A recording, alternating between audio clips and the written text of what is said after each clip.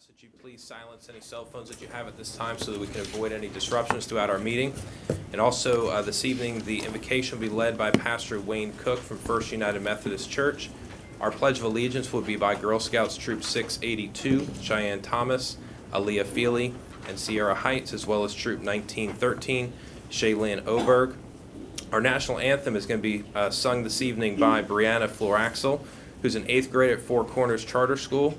Brianna currently, as you can see over on this side, currently holds the title of 2014 Miss Florida Preteen Division II Queen, and she is also headed to Anaheim, California in November to compete for the national title. I'd ask that you please rise at this time for our invocation, our pledge, and our national anthem. Pastor?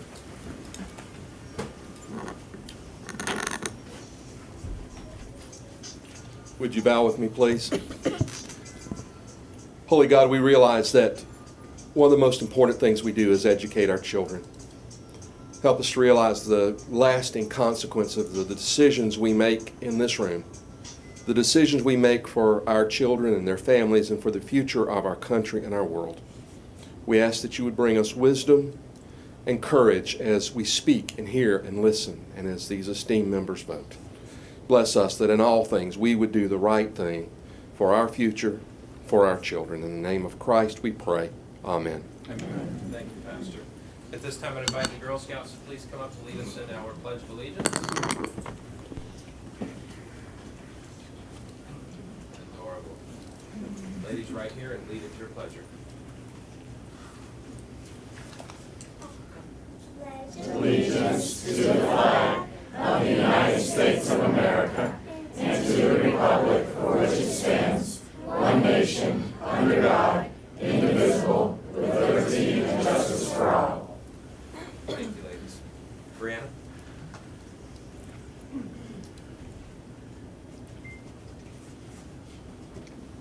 Oh, say, can you see by the dawn's early light what so proudly we held at the twilight's last gleaming, whose broad stripes and bright stars through the perilous fight o'er the ramparts we watched were so gallantly streaming, and the rockets red glare,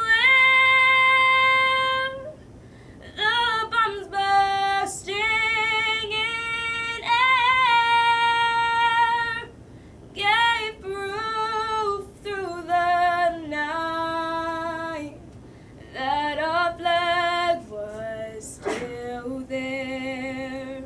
Oh, say does that star-spangled banner yet wave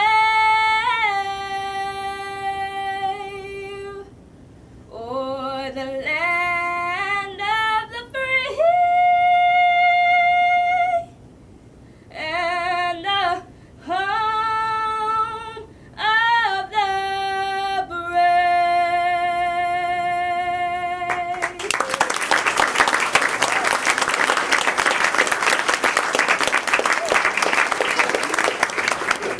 Thank you. You may be seated. Brianna, great job. We're all rooting for you as you head out to Anaheim, and thank you for gracing us with your talent this evening. Bring us back a win. At this time, our mission statement will be read by Mr. Jose Gonzalez, who's our Director of Budget. The mission statement for the School District of Osceola County is education which inspires all to their highest potential. Thank you, sir. Doreen Fuentes for translation services. Doreen Fuentes, and I'm here to provide interpretation services in Spanish. Doreen Fuentes, y estoy aquí para proveer los servicios de interpretación en español. Gracias. Thank you, ma'am. And board, we are at that moment of our meeting that we enjoy where we get to make some positive comments from board members. I would like to start on my left with Mrs. Horn this evening. Thank you, Chairman. I wish to my successor, Clarence Talmas, who's standing in the back of the room right now. Right? And also Ricky Booth is not attending. Wish them all the best of luck in their term on the school board. Thank you for being here, Clarence. Good luck to you. Also attended TICO grand opening in St. Cloud. Wonderful facility. If you haven't been there, you need to take the time and go. There's going to be a lot of good things happening over there. Thank you. Thank you, ma'am. Mr. Soto? And I will also like to congratulate our new board members-elect, Mr. Clarence Thomas and Mr. Ricky Booth. Thacker. Thomas is Supreme Court Justice. That's right. We can rename him, it's okay. Why was I thinking that? I don't know all that was going on. But yes, and you know, we're looking forward to your service and congratulations. Good job, Mr. Osborne. It's good to see you. Mr. Wheeler? I've got a few. First, I'd like to recognize, for those of you who don't know, Celebration High School lost 30 football games in a row. And then they went out and won 2 in a row. So that was huge. That was and there's some seniors on that team that stuck with it for 4 years in a row. They'd never won a game. I was so happy for them, so proud of them to win 2 games. I attended the Gateway High School Celebration High School swim meet recently, and it was a spirited event. I want to congratulate both Gateway and Celebration on a great event. And finally, I attended something a couple weeks ago that the Osceola Foundation for Education emailed me about. It was at Fala's discount department store over at the Osceola Square Mall, which they've renamed the mall. I don't even know what they call it now. But they outfitted, at no charge, students from Highland Elementary School, Central Avenue Elementary School, and Kissimmee Elementary School. So they had, they did it very orderly. They had kids come at different, staggered from each school on buses. So the point is, these are the kind of business partners we need. I would encourage everybody out there, they're supporting us, please go support them. Fellows did a great job for our students. They distributed over $100,000 worth of uniforms, backpacks to our students, and it was a great day, and the kids had fun. And I think the store staff had more fun shopping with the kids than the kids had. So that's all I've got. That's all I've got, Mr. Chairman. Thank you, sir. Appreciate it. Mr. Long? 2 items. First, I'd like to congratulate Mr. Thacker in the back. Clarence, congratulations on your win. And my replacement on here, Mr. Booth, who is not here in attendance this evening. But I'd also like to congratulate both Mr. Booth and Mr. Thacker, as well as Mrs. Horn and Leah Karras in the front row. Thank you all for running your campaigns in compliance with state statutes. I'd also have another item. I'd like to make note that for those of you that have not been aware of national news, there is a virus health threat going on, and I don't believe it has yet hit Florida. I'm assuming it will. But I'd like to congratulate our staff for being very proactive on this. And in case you do not know this information, I'd like to turn the floor over to Mr. Phelps. Thank you, Mr. Long. In case you don't know, there has been in the news a rare respiratory virus that has not been exposed to in this area yet.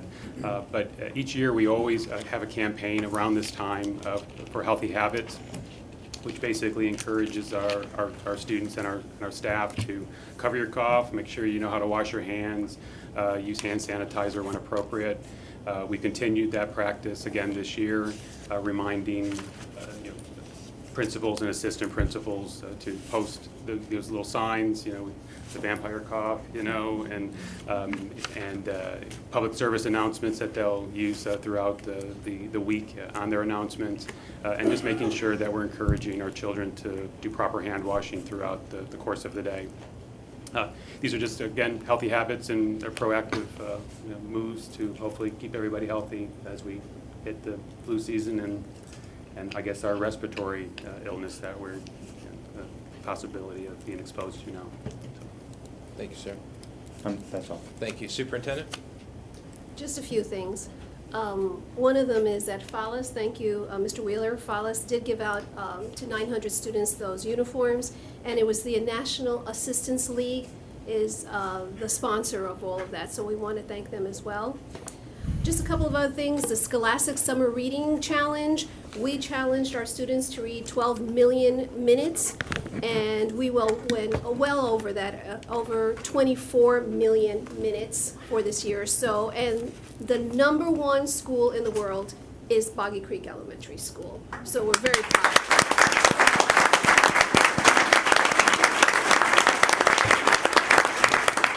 Something else to celebrate is Celebration High School that was recognized as one of America's top high schools. That's wonderful.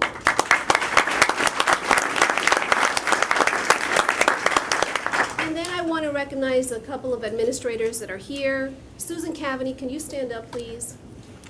Susan, where are you? Susan, there you go. Susan has been awarded the 2014 Florida Tax Watch Principal Leadership Award. Congratulations.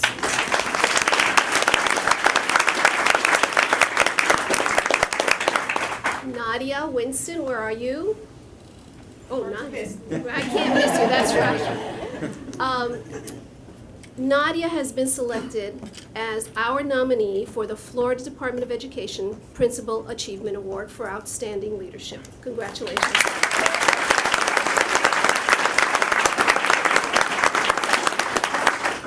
Jason Hayes, where are you? Jason? Oh, there you are. Jason is our nominee for the Florida Department of Education Outstanding Assistant Principal Achievement Award. Congratulations, Jason.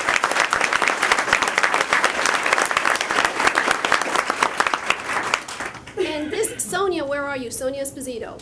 Oh, there's Sonia. I just want you to know that Sonia received an invitation by the Vice President and Dr. Biden, his wife, to go to a reception in Washington for the Hispanic Heritage Month, and she will be representing Osceola County. Thank you.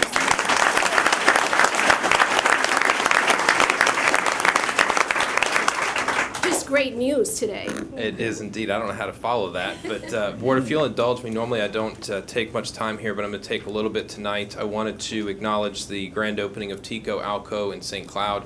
That went well, and the ribbon cutting, and Superintendent Ms. Horn, I saw you there in the front page of the paper for that important event in St. Cloud and in our community. Clyde, your team did a great job of pulling everything together at that campus. I did also want to extend a congratulatory wish to Mr. Thacker and Mr. Booth, and I also want to say thank you to Mrs. Carius for your spirited race, and you did very well in the race, and we always appreciate people's willingness to step up and try to serve this community in the best capacity possible, so thank you for that. I want to thank Ben Osipian. I had the pleasure of being over at Thacker yesterday, and so I appreciate your hospitality, learning more about the IB program there and the great things that you and your staff are doing at Thacker, so I appreciated that. And then I also just want to take a moment to let everybody know about academic fairs that are coming up. You should be hearing more about them, but the first one's going to be taking place down at Liberty High School on September 30th at 6 p.m. And I want to invite you to not only come, but also to spread the word. There's a lot of resources available to the parents and students throughout this community, and unfortunately, many times they don't know all of them, what they are, or even how to use them sometimes. And so these fairs are being put together to try to bring the information and the resources to the community so it's right there available to them. And so I'd ask that you please help spread the word to get the word out about the first one that's taking place at Liberty on September 30th. The last thing I want to do is, as we know, we rolled out the new focus system in the district, and anytime you roll out something robust and large, there's always things that we can all learn from it, but I know that there's been a positive experience and a principal that I enjoy working with, and so Mr. Ramos from Discovery, I want to ask if you'd come up and just share a little bit about the positive experience that you've had with that program from your experience as well, and welcome to you this evening, sir. Thank you, board, superintendent, district staff. You know, there is no system that is perfect implementation, and this is my second time getting focused. I lived this in another district, and I have to say kudos to Angela and her staff because they've done a better job. Again, it is not without glitches, but I'll give you one big difference. At this other district, when this was implemented 2 years ago, we did not have the hardware at the district level.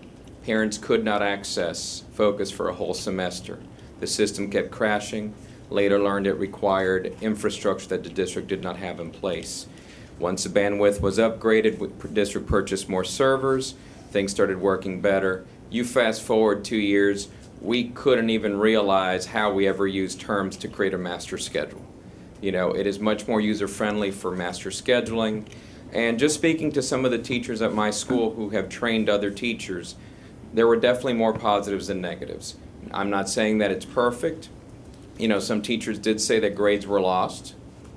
You know, it is a huge learning curve. And again, not everybody was properly prepared for the change. But again, I've seen it before and it has been much smoother. Some of the positives, I mean, data in one system and accessible. That is key. We can run queries, it is very user-friendly, it's great for MTSS, we can address issues right away. You know, much better attendance system. I heard that over and over again. Alerts all in one place. Teachers love being able to enter notes when they call parents for the discipline features. And again, it tracks students. You know, if a student is ESC, 504, ESOL right away, but by looking at icons. So again, although it's not perfect board, I'm not here to tell you it has not had any glitches. I think that based on my previous experience, it is something that is positive, and a year from now, we're going to wonder how we ever lived without it. Thank you, sir. I appreciate you taking the time to share that perspective and your history with regard to this. And Angela, I want to thank you and your team for working so hard to roll this out and make sure that, again, even though we'd love to see everything happen perfectly, but it doesn't happen this way in the world that we live in. But you guys are working hard to make sure that you correct anything that needs to be corrected, as well as work very hard to lay the pieces in place up front so that it's as successful as possible. So thank you. Very much appreciated. Yes, ma'am.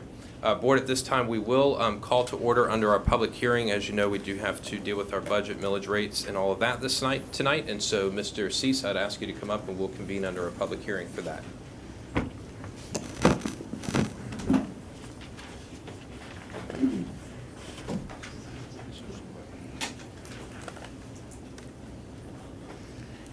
Good evening, Board. Members of the Board, this is the final public hearing on the proposed millage rates and proposed budget for the fiscal year 2014-15.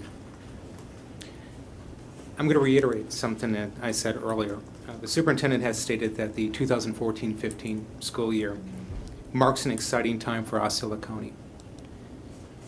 Our district continues to maintain a strategic focus on providing the highest quality of education experience for our children within a framework and economic responsibility to the citizens of Osceola County. Staff would like to begin by thanking the board for their continued guidance. The public hearing and the final budget tonight will cover remarks regarding the final millage and budget, public and board member comments, adoption of the resolution setting the total millage levy to support the 2014-15 annual budget, the adoption of the resolution approving the 2014-15 annual budget. First, I want to start with a few definitions. What is TRIM? The Truth in Millage legislation was enacted in 1980, and the requirements are detailed under Section 200.065 Florida statutes. The statutes dictate the form, size, and placement of the budget advertisements, as well as the order of business during the budget hearing. TRIM requires the 2 public hearings for open discussion of the millage rates and the proposed budgets for all taxing authorities. This is a second hearing under TRIM requirements.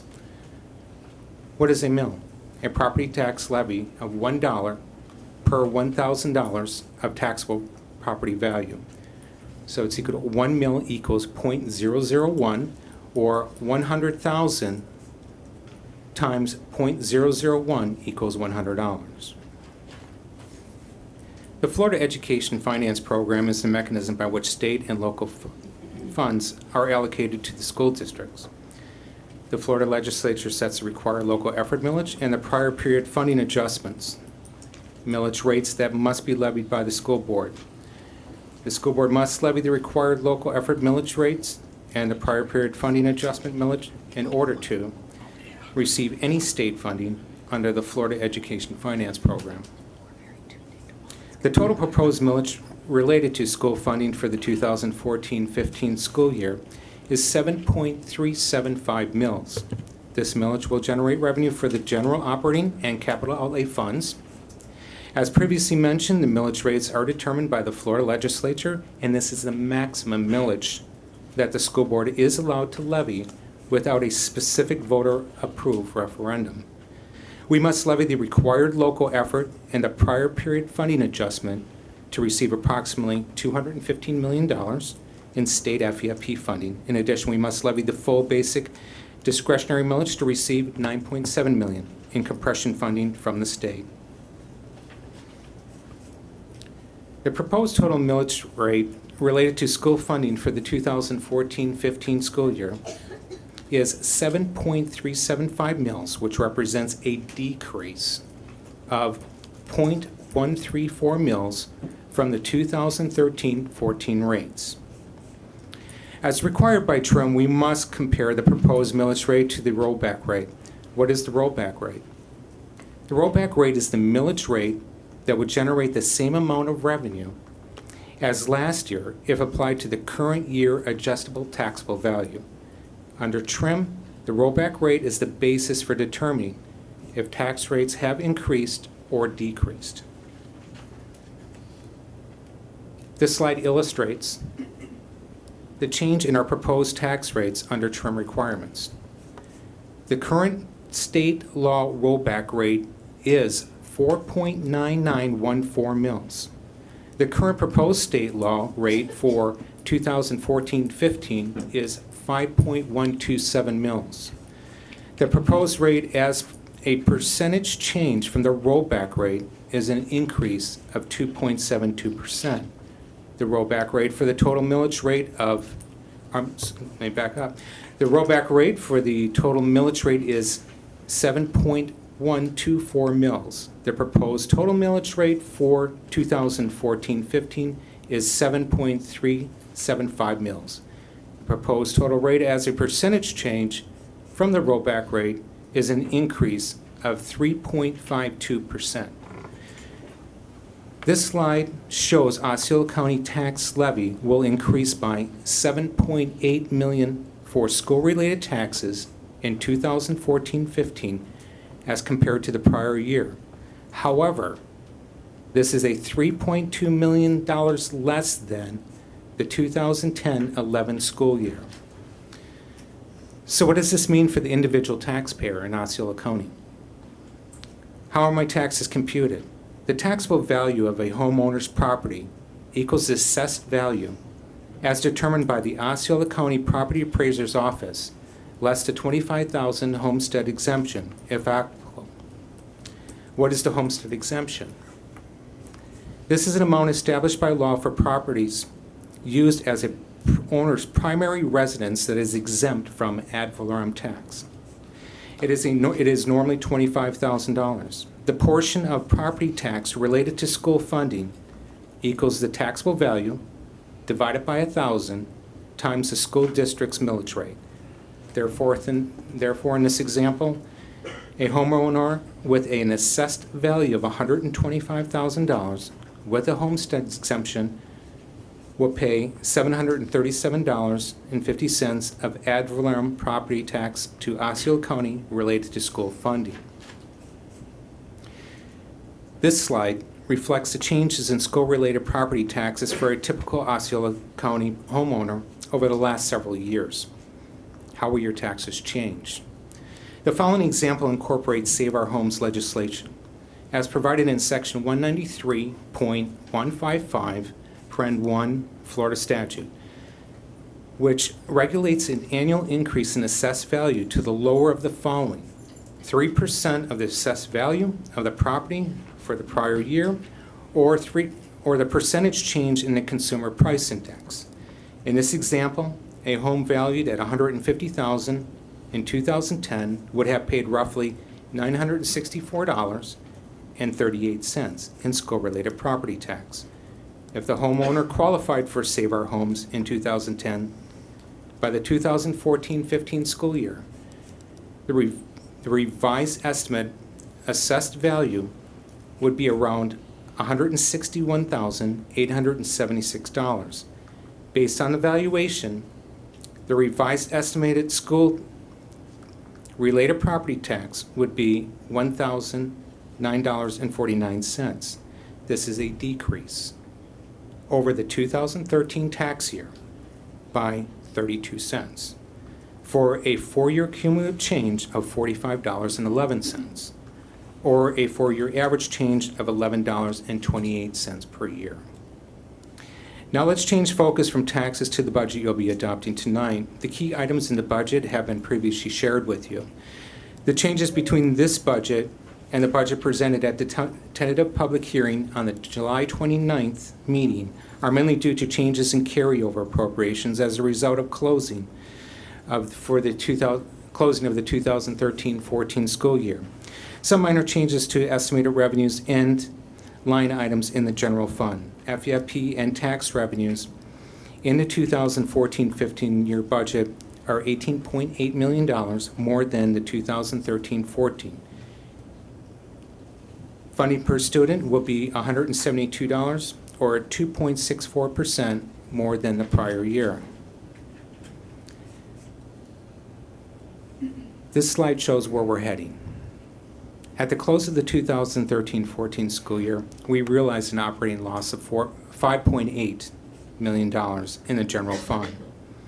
In a long-range forecast, if we continue current patterns of spending, we can maintain a healthy level of reserves and begin operating in the black by the 2015-16 school year. While significant expenditure reductions have been made over the years, careful monitoring of budgetary resources will be required to meet the plan objective. This projection does not include any salary increases. This is the district's total budget in summary form. The general fund is the main fund from which operating expenditures are paid. In addition, the board will approve budgets for debt service fund, which is used to pay for outstanding bonds of the district, capital project funds, which accounts for the major construction projects, special revenue funds, which consist of food service, federal grants, and extended day programs, and our internal service fund, which accounts for the district's self-insurance property casualty insurance program. This slide represents the total budget at the level of detail you'll be adopting tonight. This is the same level of detail for which you approve budget amendments during the year. Mr. Chairman, this is a time for you to ask if there are any questions or speakers for public discussion. Thank you. I would recognize that this is a public hearing, and so if there's anybody that's here this evening who would like to speak on this item, I'd invite you to come up and address your school board at this time. Okay, hearing and seeing none, I'll bring it back to the school board for school board discussion. Mr. Chairman, I make a motion to approve Resolution 15-009. Yeah, I got you. Go ahead. Mr. Cease will actually walk us through each one of the items, and if I remember correctly, that will require a roll call vote as well. Okay. Go ahead. So, board, if there's no discussion, we'll bring it to Mr. Cease for a presentation on these items. Mr. Cease? Resolution 15-009. We recommend that the board adopt Resolution 15-009, setting the required local effort, prior period funding adjustment, and the discretionary millages for the 2014-15 year as follows. I'm required to read these. Required local effort, 5.104 mils. Prior period funding adjustment, 0.023 mils. Discretionary basic operating, 0.748 mils. Basic discretionary capital outlay, 1.5 mils. Total, 7.375 mils. The total millage rate to be levied exceeds the rollback rate by 3.52%. Mr. Chairman, this requires a roll call vote. Thank you, sir. Tanya, roll call vote? Mr. Wheeler? Aye. Mr. Soto? Aye. Mr. Weissier? Aye. Ms. Horn? Aye. Mr. Long? Aye. Thank you. The motion does pass 5-0. Mr. Cease? Resolution 15-010. We recommend that the board approve Resolution 15-010, adopting the final budget in the amount of $800,044,898. Mr. Chairman, this resolution requires a roll call vote. Thank you. Ms. Culver? Mr. Wheeler? Aye. Mr. Soto? Aye. Mr. Weissier? Aye. Ms. Horn? Aye. Mr. Long? Aye. Thank you. As well, this resolution passes 5-0. At this time, I would like to thank staff for all their hard work. This concludes the public hearing to adopt the 2014-15 millage rates and annual budget. Thank you very much. Thank you, Mr. Cease, and thank you as well to your entire department for all the work that you do to bring this together for us. Students, was that not the most exciting thing you've ever heard? The only thing I would point Wake out to those you, guys up. and for everybody here to recognize that there's an $800 million investment being made in education in Osceola County, as you just heard in the budget that was adopted by the school board. So clearly, the taxpayers of this community are making a serious investment in making sure that the lives of each student in our community are well taken care of. So with that said, we'll come back to our school board meeting at this point in time. I know we have some exciting things. There's a lot of really good-looking and talented kids sitting in the audience. We have a number of presentations, and we'll start with a student recognition for the TSA. Is Belinda over there? There you go, Belinda.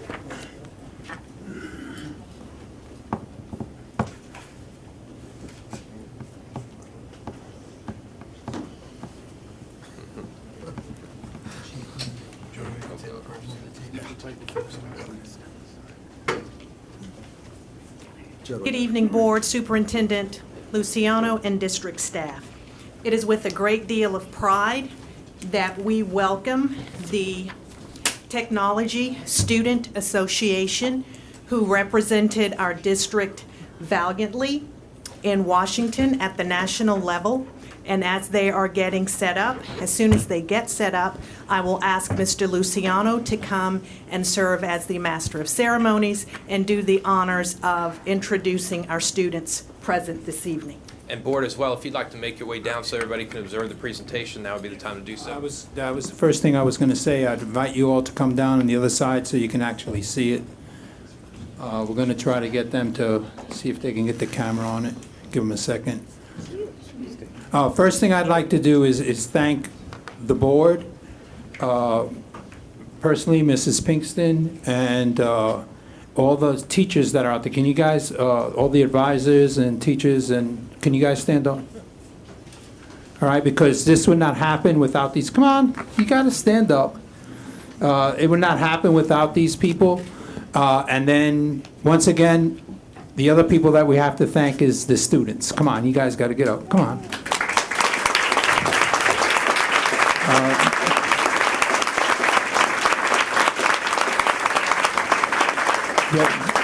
Just to clarify something, these students that you're seeing here actually represented the state of Florida, all right? They represented Osceola County at a state competition and then earned the right to represent the state.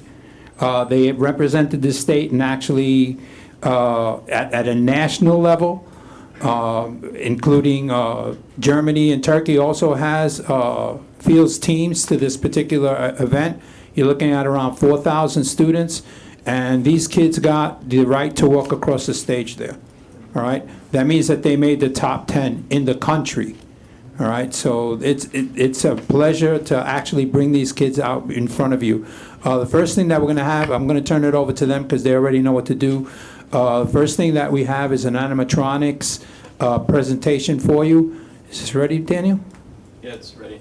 I'd like to thank you guys for giving me the time to present my animatronic project. My name is Dana Curtis, and I'd like to apologize for my teammates since they were not able to make it today. Before I show my animatronic presentation, would you guys please mind standing to the side because it has a Kinect sensor and it can see you guys. I know. It was winking at me the whole time.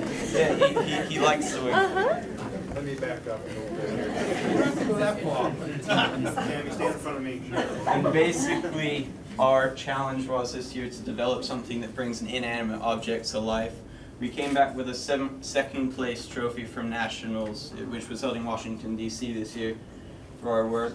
It wasn't what we wanted, but we're still proud of what we've done. So without further ado, I will show you our presentation. Daniel, remember the challenge. Oh, I gotta press the button. Okay, and now, when I raise my arm, she should begin. At last, Daniel, I finally get to speak. So we'll let her run through a few phrases and then I'll press the start button. I dare you to press the start button. I'm from Celebration High School. Yay, let's go. Jupiter is the fifth planet from the sun and is known as the gas giant. Out of all of Jupiter's 67 moons, my favorite without a doubt is Europa. It's smaller than Earth's moon, but its atmosphere is made of oxygen, so that's a plus for humans.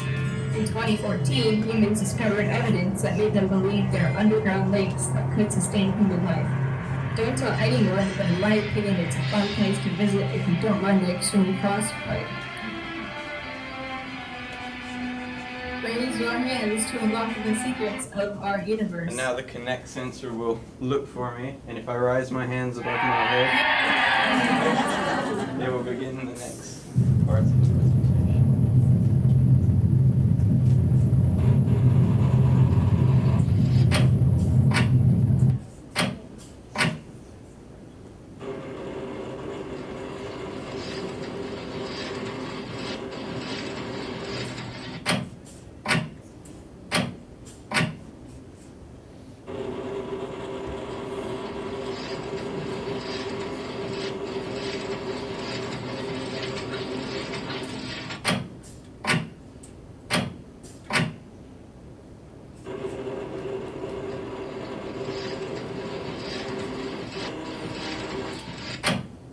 Oh, hey guys, I just remembered a place you would love. It is an object that has baffled astronomers, the discovery of YBP1194, or as I like to call it, stardust. It is a star almost identical to your own sun. They both share the same temperature, surface area, and volume. The most interesting part of this star is that it has its very own planetary system that astronomers say may contain life. I like to swing around there sometimes to pick up a Funky. They have the best in the universe. Wow, that was fun, guys. I enjoyed sharing some of these secrets with you. If I play my cards right, one day you will see me in a Smithsonian.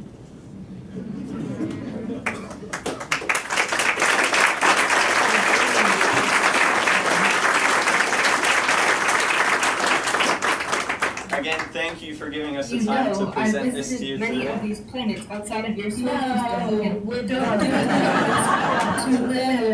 Again, thank you for giving me the time to present this to you, and I apologize that my teammates weren't able to make it, but this is the conclusion of our animatronic presentation. Thank you very much.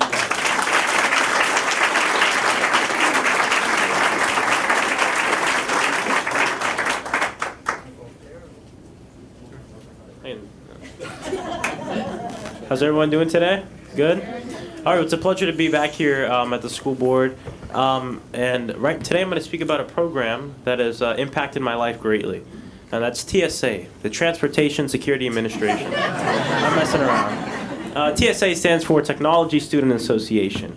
And I'll tell you that this program is unique in that it is very diverse in the competitive events you can compete in. I mean, I'll be honest, I would never dream of making something like that. But it warms my heart to know that, where do you go, Celebration? Someone right down the road from me can do that. So it's great to know your strengths and weaknesses. And in TSA, as you walk to conference halls and as you see the projects, it really gives you a hope for the future and a hope for today. Because we speak about making the leaders of tomorrow. And what TSA is doing is making the leaders of now. Because he made that today. He didn't make that, you know. So I think that's amazing. And I would ask that you please continue to support TSA because it is a very diverse program that will change lives in different aspects. And as you continue to support TSA, we will continue to go and win those state and national competitions. And when they ask us what state we're from, we'll say Florida. But when they ask us what county we're from, we'll say the greatest county in the United States of America, Osceola County. So now I'm going to introduce the president of the Osceola County School for the Arts chapter of the TSA and the state reporter for the organization, Valentina Fernandez.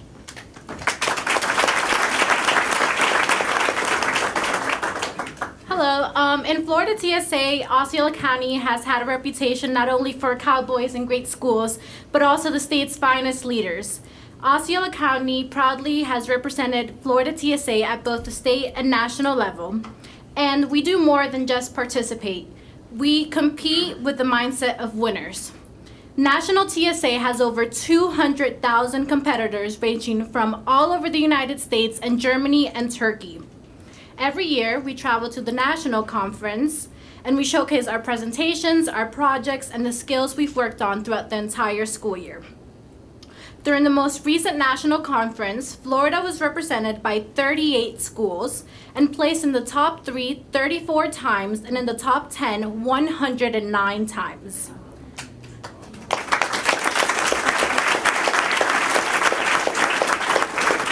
Not only that, but one of our Osceola chapters, Osceola County School for the Arts, was amongst the top 3 schools from Florida to earn the most awards at nationals.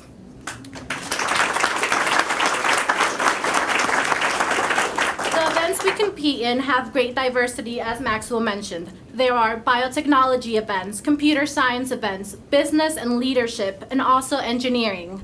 There really is no limit to what a TSA student can do because most of the time you can find us experimenting and learning from each category.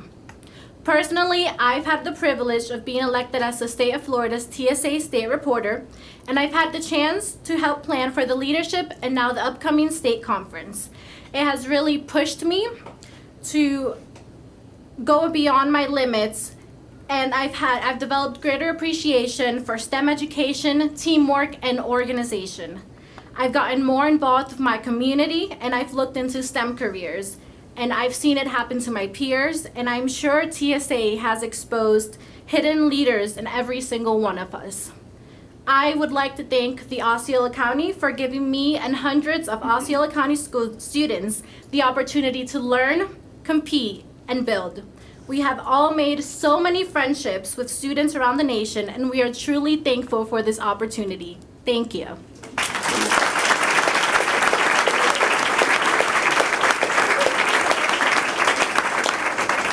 Mr. Chairman, school board members, this is what you invest in.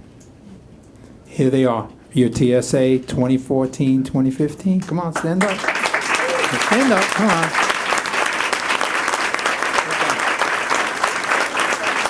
Thanks again for the opportunity.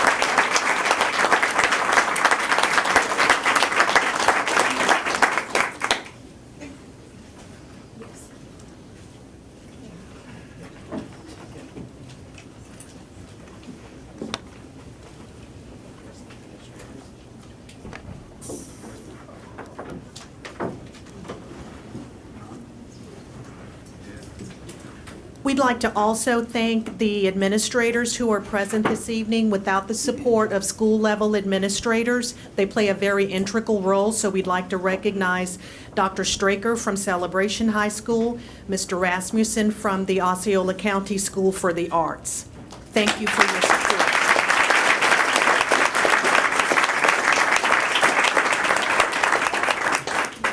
And also Miss Wendy Honeycutt. And I would be remiss if I didn't thank Mr. Luciano for his passion and dedication to helping to make all of this come to fruition.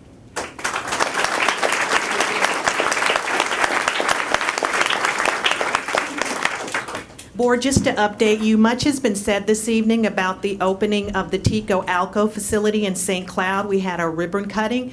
It was a wonderful opportunity, but turnabout is fair play. We also have another Tico facility in the Point Siena area. We are looking to have an open house. They officially opened their doors for students yesterday.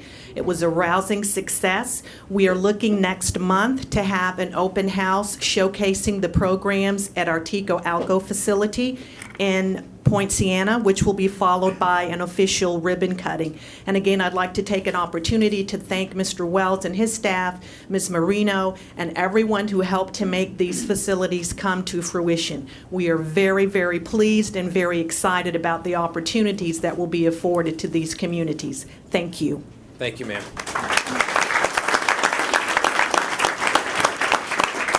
If you guys left that big black box in front of me, it'd be a much better looking school board tonight, don't you think? I'll tell you.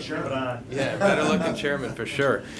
We are at point for recognition of the Osceola County 4-H Tropicana Public Speaking Contest. So, Superintendent. Thank you, Mr. Weisser. It's my pleasure to welcome and introduce Laura Valencia, who's an extension agent with 4-H. Laura will be introducing our Tropicana speech contest winners for Osceola County. These will be our elementary and middle school first place winners. Correct. Thank you. Good evening, board, superintendent, and district staff. Again, my name is Laura Valencia from the University of Florida, IFAS Extension, Osceola County 4-H Youth Development Program. Florida 4-H is very proud of the 4-H Tropicana Public Speaking Contest for youth in grade 4, 5th, and 6th. This contest helped thousands of young people annually learn how to write and deliver a speech. More than 150,000 young people in over 50 Florida counties deliver a speech. They participated in this contest on an annual basis. In Osceola County, last year, we have 1,300 youth participants. Last year, we have 2,100. Tropicana has sponsored the contest since 1969, providing classroom materials for teachers, certificates of participation for youth, medallions for school winners, and plaques for county award recipients. In addition to that, we also offer a summer camp scholarship to attend a 4-H camp. 4-H Camp Ocala is a week-long residential camp at the National Ocala Forest, where youth observe, explore, and interact with nature, participate in archery, kayaking, and other team-building activities. The Florida 4-H Tropicana Public Speaking Contest is a great way for our youth build self-esteem, gain valuable communication and writing skills, and present a public speech. As an educator, you know that many problems in our fast-paced society arise not because we don't know the answer, but because we cannot communicate effectively. The best time to teach people to talk and think on their feet is when they're young. And this is the objective of our 4-H Tropicana Public Speaking Contest. Now, I would like to introduce you our 2014 Elementary Division County Award recipient, Aideen Gilletta, with her winning speech.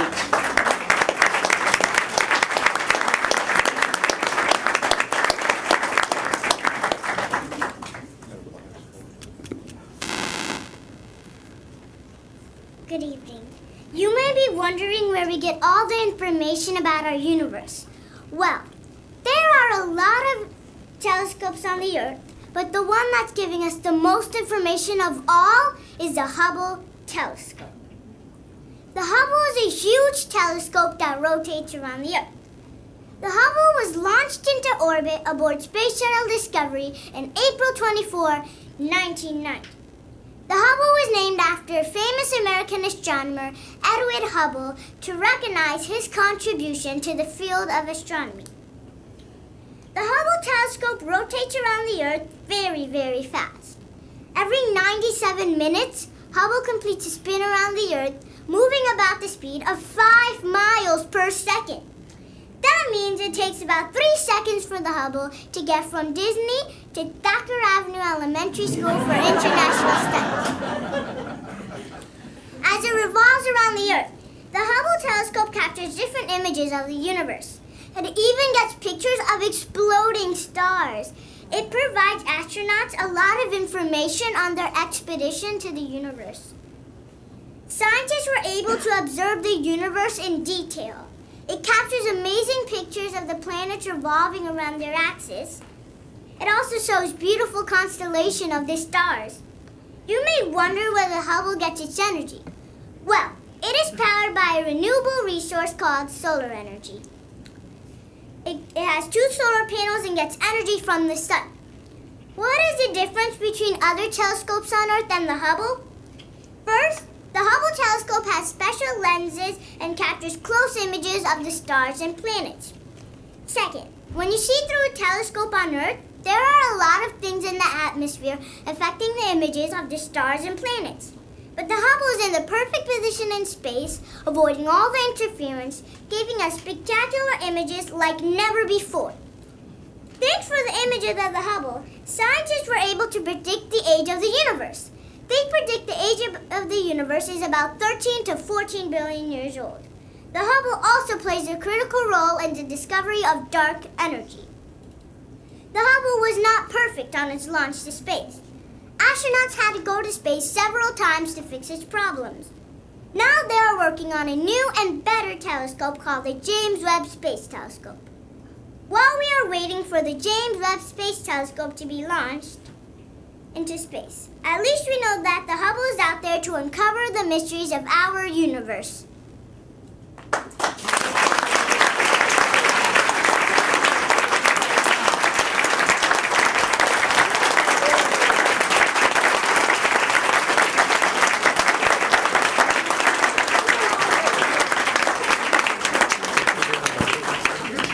Outstanding job. And she's only in elementary school, so. Consider Our 2014 Middle School County Award recipient, Andrew Swanson, was not able to be here. However, I do want to say he had a blast at 4-H camp. I mean, he really challenged all of us, and this was his first time just knowing about 4-H. I encourage all of you to explore Osceola 4-H. Thank you.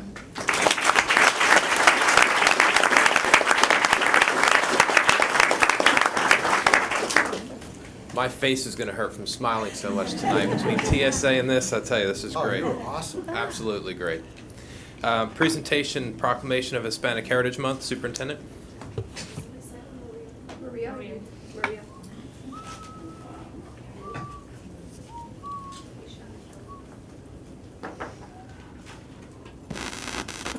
Good evening.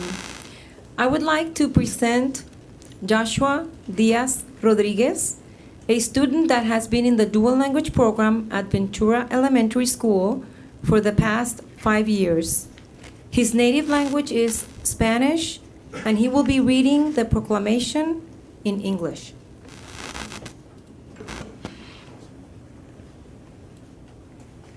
Our proclamation.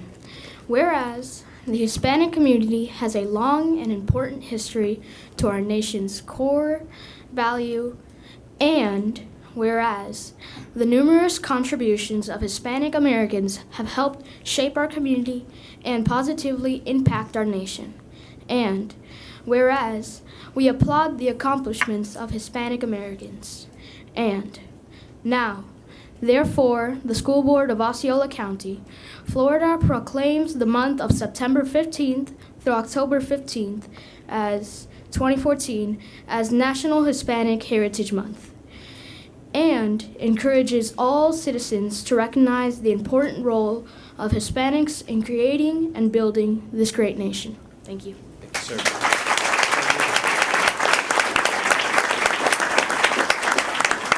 Thank you, Board. I'll entertain a motion for the proclamation.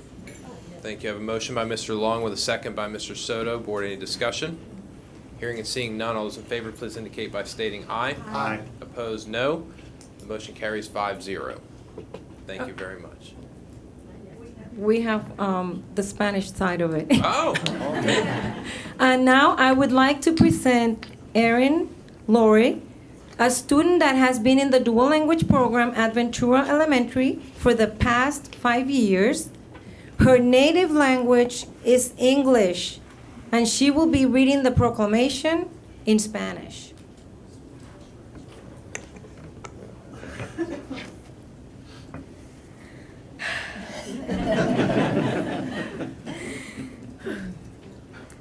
Nuestra proclamación. Considerando que la comunidad hispana tiene un largo e importante historial de compromiso con los valores fundamentales de nuestra nación, y considerando que las numerosas contribuciones de los hispanoamericanos han ayudado a moldear nuestra comunidad e impactado positivamente nuestra nación, y considerando que nosotros aplaudimos los logros de los hispanoamericanos, y ahora, por lo tanto, la Junta Escolar del Condado Osceola, Florida, proclama el mes de septiembre 15 a octubre 15 de 2014 como Mes Nacional de la Herencia Hispana, y exhorta a todos los ciudadanos a reconocer la función importante de los hispanos de crear y desarrollar esta gran nación.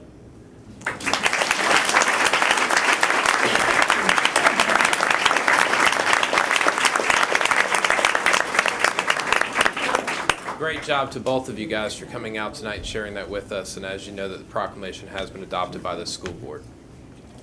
Thank you. Superintendent, I believe that concludes our presentations for this evening. Yes, sir, and maybe it would be a good idea to let all of the parents and students, give them an opportunity to leave at this time. Thank you so much for coming this evening.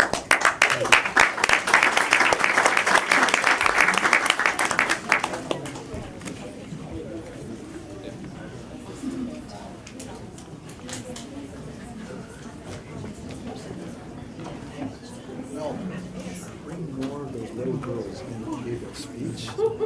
Also, we need a box there. Kids, two kids who just spoke. It was amazing. She was awesome. I know. Who didn't do that? Who wants to follow her? That's all right. I heard every single word. She was, Very yeah, she clear. was incredible. She was awesome. She was great. I'd hate to be here on the dinner table trying to debate her.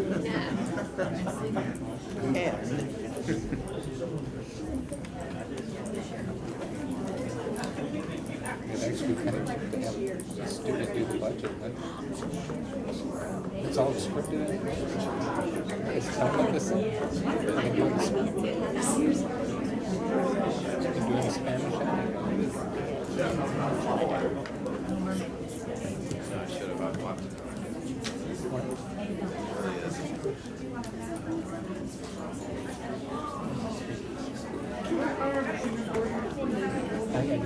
I think we're all right now competing over who's going to do that. So, yeah, she was great. She's in fourth grade, isn't she? No, she's fifth grade this year. She was fourth grade last year. Yeah, she's awesome. You know, it was nice about her speech. She never said what. Or Okay, we're going to go ahead and get started. Appointments and transfers, Superintendent. We have none today. Thank you, ma'am. Open for public comment. I do have a number of people who have handed in information. First, I'd like to let everyone know that as you come up to speak to the school board this evening, first of all, I want you to know that you're welcome and we're glad that you're here joining us. You will come up to the lectern over here. You'll notice the lights in front of you. There's 3 lights, green, yellow, and red. Green obviously means go, yellow means you're running out of time, and red means you have to stop and wrap up your comments at that time.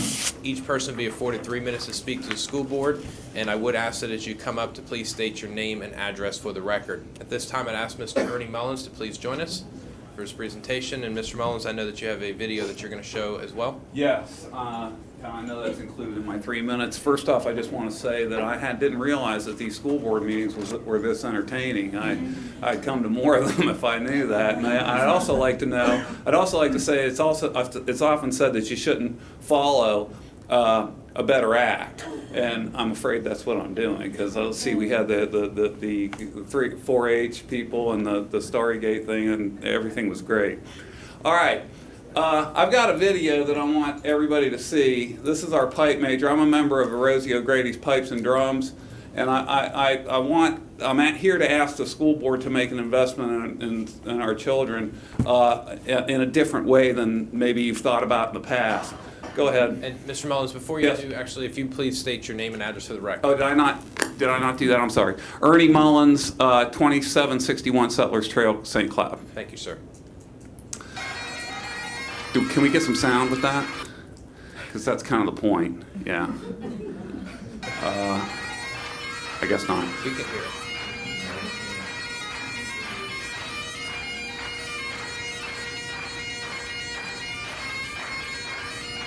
That's a 6/8, by the way.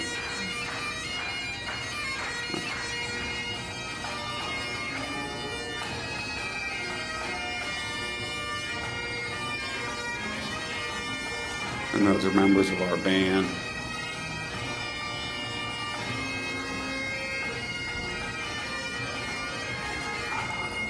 Okay, now, picture that on a larger scale. What I'm asking the board to do is consider establishing a pipe and drum band in the school district and the schools. We would start. It's our thinking. that we would start in the 6th grade. Now, bagpipes are kind of an interesting instrument because you don't actually learn how to play bagpipes on a Great Highland bagpipe. You learn on one of these. These things cost about, this is called a practice chanter. There are holes in the practice chanter that correspond with the same ones that you find on a Great Highland bagpipe. You learn your music on this. You learn your technique on this. Okay, these things cost about, I don't know, maybe on average about $60. Okay, bagpipes start about $1,300. Okay, so it's a minor investment for now because it takes about a year to get from this to what you saw in that video, where they start learning even basic tunes. Now that one individual that you saw was Brad Green. He's our pipe major. He started when he was 10 years old. He is an open grade piper. That means he does this professionally. It's our thinking that we can start a program in Osceola County. I would ask maybe for about $61,000 of the $800 million budget that you have for the instructional fees, and I see that there might be some surprise with that figure. I don't know, but I can get 2 instructors down here from our band. We have 3 people who are qualified to teach. So we would ask that you think about having somebody come down here to teach some of the kids in the 6th grade and seeing how much interest we can get to start a pipe and drum band, which would eventually be a full band in the high schools. And why should Dunedin be the only school district that has a pipe and drum corps? So we're asking that one be established here in Osceola County. Great. Perfect timing, Mr. Mullins. Thank you for the presentation and bringing this forward, and also thank you. You guys have been so great in coming out and performing at our graduation as well, and I always enjoy having you guys there for that. So. Okay. All right. Thank you. Okay. Thanks, Ernie. April Jackson.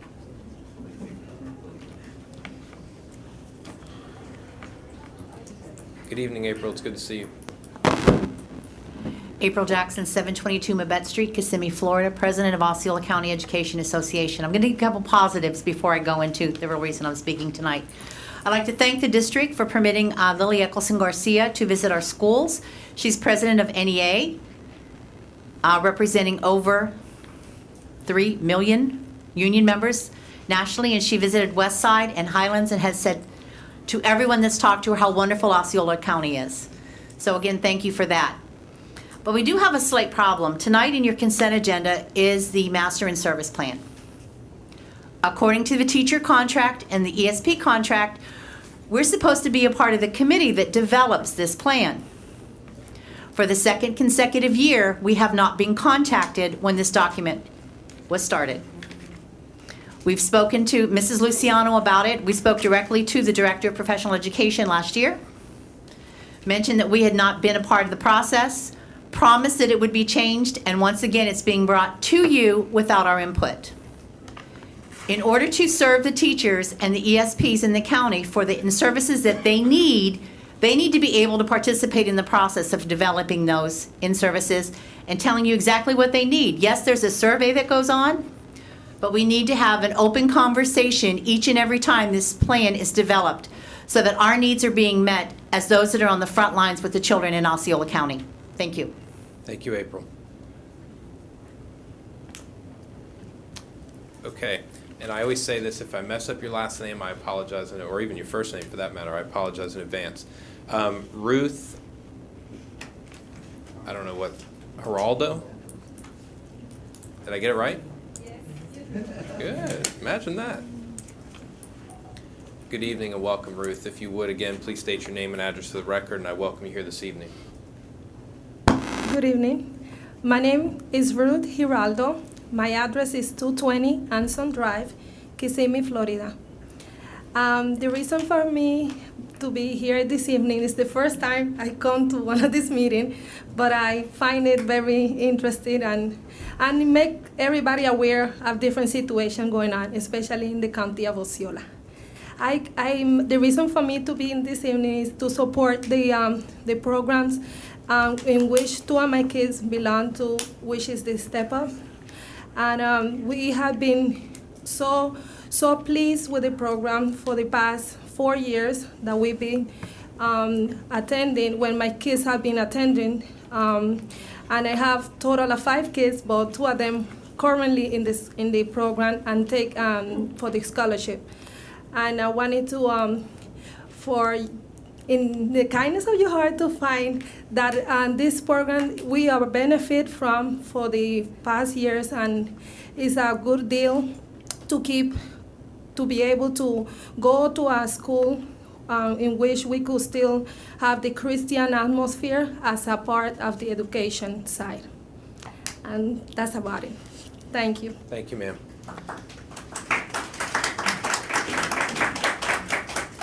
And board, so you know, you may already have figured out, this is in context with the Florida School Board's stance regarding the Florida Tax Scholarship Program and what the board at the Florida School Board Association has voted on with regard to that lawsuit. That's what these items are regarding. At this point, I would invite Sheldon Wong to please come forward. Sheldon, good evening.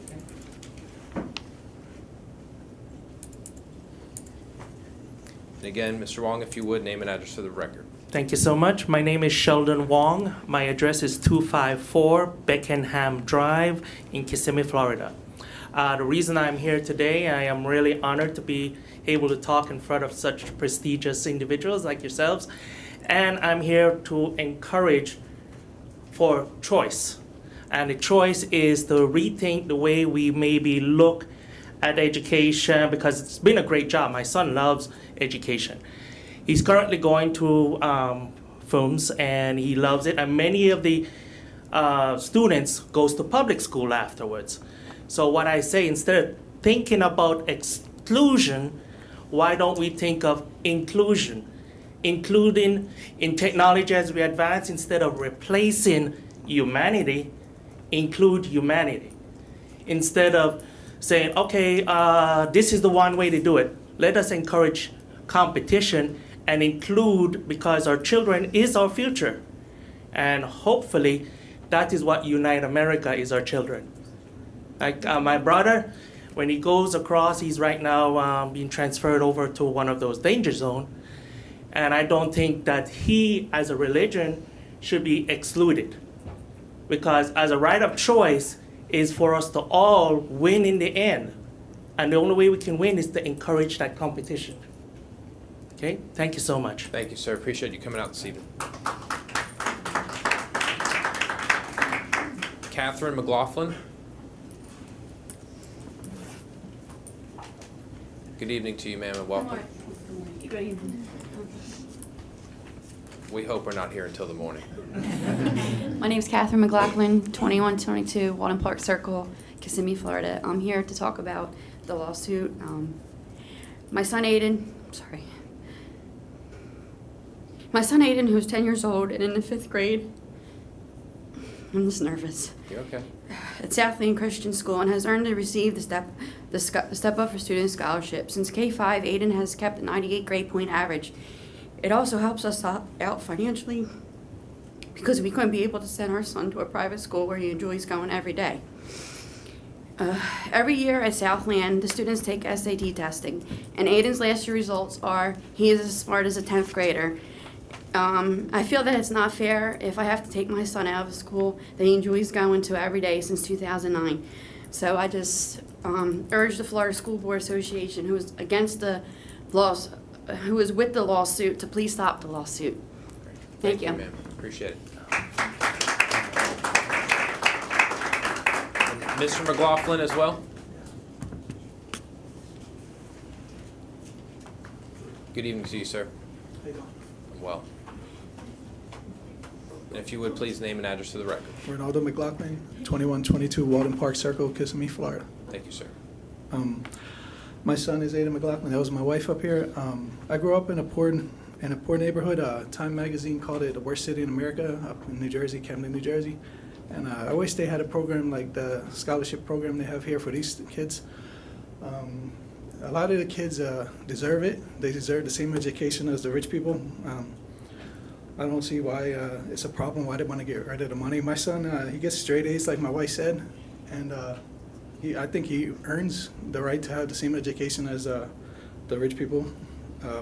We are trying. I'm an Osceola County employee.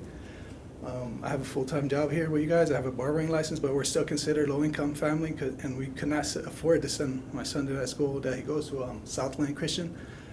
Without this scholarship, please drop the lawsuit so we can continue to have my son do the best of continue my son's education in the best way possible, please. Great. Thank you, sir. The only thing that concludes those that have handed in information for speaking tonight. The only thing I would point out is that this school board hasn't taken a stand on this particular item. Some of you may be the people that had emailed me and I had emailed back with regard to where I may personally stand on this item. But this school board has not voted or taken any stance in regard to this. The Florida School Boards Association has, which we are a part of. There is not a board member from Osceola County at this point in time that has a seat on the Florida School Boards Association, although we do have an alternate seat. I'm actually the one that holds that alternate position, but that only comes up if the actual one that has the board seat isn't there. Any school board member, though, can address and speak to the School Board Association and let them know what their individual viewpoints are as well. I want you to know that we're glad you came out this evening to speak with us and share your viewpoints on this important item. Mr. Wheeler? I just want to share a brief. First of all, I appreciate everybody who came here. Every email I've gotten about this, I've forwarded to Dr. Blanton, who's head of the Florida School Board Association. So if you want him to see what you've got to say, if you send me an email, I'll be happy to forward it on your behalf. And the last thing, again, the people that are here, are you the ones that I've emailed back that you've heard from? Okay, some. Just so that you know, those that haven't heard from me, I've actually said that I don't agree with this lawsuit. So those that have heard that from me already, you know that. I did issue a statement that I don't agree with it. I don't support them moving forward with it. And I do believe that parents should have choice and that options are what should be afforded to all the students within our community. I would also point out this school district works very hard to provide those choices and options within our district as well, whether it be virtual schools, charter schools, or otherwise. But I recognize your desire to make sure that the choice that you've exercised as parents for your students individually isn't taken away from you, and I actually support you in that. Okay, that's it for public comment. We'll move on to agenda modifications. I'll go from my left to right. Mrs. Horn. I'm good to go, except under new business, I'd like to discuss contracts. Okay.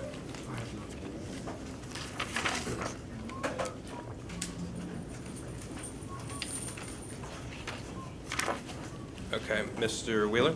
Under curriculum and instruction, I'd like to pull number 3 for discussion.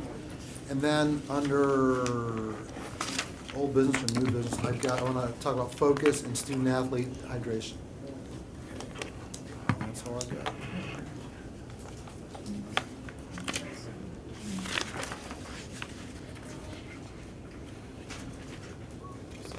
Mr. Long. I'd like to pull 15 from the consent agenda for further review. And that's the 5-year work plan, correct? Correct. Okay, thank you. And Superintendent, there's no modifications on your end, correct? No, sir. Okay, and Board, I was going to pull number 3 as well, so I'm with you on that, Mr. Wheeler. We're good there. And I would add under new business the step up for students that was just discussed as well, so that we can talk about that as a board. And then before we move on the board, I do want to point out as well, I do see her in the back, Karen Derricks, who's the president-elect of the Osceola Realtors Association, has joined us. I point that out because I know that during our workshop, we had talked about the realtors as well. I want to make sure that you know as well, Karen, that the item that we were discussing with regard to impact fees, we did cover during our workshop portion. We won't be discussing it any further during this evening, and I suspect that's the purpose of you being here tonight. The realtors have definitely been represented, and we appreciate you guys continuing to cooperate with the school district. So I just want to make sure you knew so that you have to sit through all this exciting stuff, and at the end go, they didn't even talk about what I came for. So see, I'm just kind like that. So. Well, we waited for you earlier. Yep. Yes, sir. Mr. Chairman, if you have nothing further, I'd like to make a motion to accept the consent agenda as presented with the exception of item 3 and 15. Thank you. That is a motion, and I have a motion by Mr. Long with a second by Mr. Soto on the adoption of the consent agenda with the removal of item number 3 and 15. All those in favor, please indicate by stating aye. Aye. Opposed, no. The motion does carry 5-0. We'll start with item 3 since it comes in the first order. Mr. Wheeler. I just have a simple question. It's really for Mrs. Luciano. If we pull this and bring it back for the next meeting, gives you a chance to talk to the Osceola County Teachers Association, how does that affect the implementation? I mean, do we have time to do that? Can you do It's it? not. Actually, we have to turn it in by October 1st. And I just want to backtrack because I just want you to know that when April mentioned that she mentioned it to me, it was right before this meeting, so I had no idea that this has been going on for 2 years, right, April? Okay. Apparently, there was a conversation with the director, and Dr. Briz and I have talked about it already, and what we will do is, if you will approve this, then we will have OCEA look at it, and there is time to make amendments Okay, to that's it, my next and we question. will do such. Okay, let me just ask a brief question. April, I hate to put you on the spot, but you brought it up. So are you okay with us approving it? And then, I mean, is there anything in here specifically, other than the fact that you weren't collaborated with, but is there something specific in here right now that you object to? Well, it's 1,200 pages. Mr. Chairman, I'd like there to be at the podium, please. Yeah, April, if you would. That's a good point, Mr. Long. Thank you.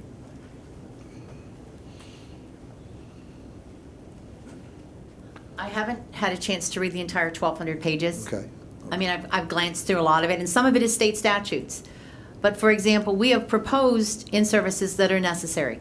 I've paid to have people trained to teach the ESE component for recertification. Submitted it in July, haven't heard anything back yet. So I don't have a problem if it's approved with a statement attached to it that it must be reviewed with us before the revisions are sent in. Okay, I've got a question. It has to be on October 1st. Once it's in October 1st, when does any amendments have to be turned in by? I would have to, let me ask Dr. Brizendine. Thank you. This is a living document, so we can make any changes as we see fit throughout the year. And actually, this is a year when all of the components have to be revised. So we are submitting pretty much everything as it had been approved last year, and are going to be working through each component and make revisions as the year progresses. So I will make sure that Professional Development Council is established with the OCEA members, and will go forth with that. I'm going to make a motion to approve this, with the caveat that the OCEA be consulted and collaborated with on any amendments going forward for this school year. Mr. Chairman. Yes, sir. I can second that motion if that is clear to the president and she concurs. I agree, as long as we have input with the revisions. It's just very upsetting to our members when they know they're supposed to be consulted and they're omitted from the process. Thank you. Had you called me sooner, I would have addressed it sooner. But I know, I just found it. I get it. Okay. Good. Okay, Board, there is a motion by Mr. Wheeler, a second by Mr. Long. Is there any other discussion on this item? Okay, hearing and seeing none, all those in favor, please indicate by stating aye. Aye. Opposed, no. The motion does carry 5-0. Thank you. Yes, ma'am. Thank you. Moving along to facilities, item number 15. Mr. Long, you pulled that one? Yes, I'd yield the floor to Mr. Wells for clarification. Yes, Board, tonight we've got the 5-year plan, which is updated, that we have to submit annually to DOE. Once it was submitted, there were a couple of minor changes made to the document. We wanted to point those out for you. It is a time-sensitive document that goes to the state for them by October 1st. The reasons for the changes had to do with addition of some charter school information. I'm going to let Rhonda go over that real quick with you. Good evening and thank you. Part of the issue with the process this year is typically the state opens the document to us on July 1st. They did not open it to us until August 19th this year. They would not extend the statute date of submittal to the state by October 1. Then we have the 2 weeks ahead to get to here to get it to the state. So we were really on crunch time this year. But basically, to be perfectly honest, we had new staff on board in both the finance and the facilities department, and we were under the impression we were only supposed to include capital projects. And after further review, we have been informed by the state we're supposed to include all impact fee projects as well that add any new capacity to our schools. So as a result, we've gone back and updated the document and included all of our impact fee projects. So briefly, on page 2, there was no change. Pages 3 through 6 are done by finance, and they mirror the public hearing information that was just presented to you this evening under the public hearing. Page 7, what we did on pages 7 through 10 is we did list the impact fee projects that we discussed earlier. So those are the Celebration K-8 space reconfigurations and any of the other schools that we're doing space reconfigurations at. It also includes any schools that we've installed portable installations at this year. On pages 8 and 9, again, we included the impact fee project, new student capacity numbers, and new rooms to be added in columns 8. Yes, in columns 8 and 9. Columns 1 through 7 are pre-filled by the state. Staff can't document those numbers at all.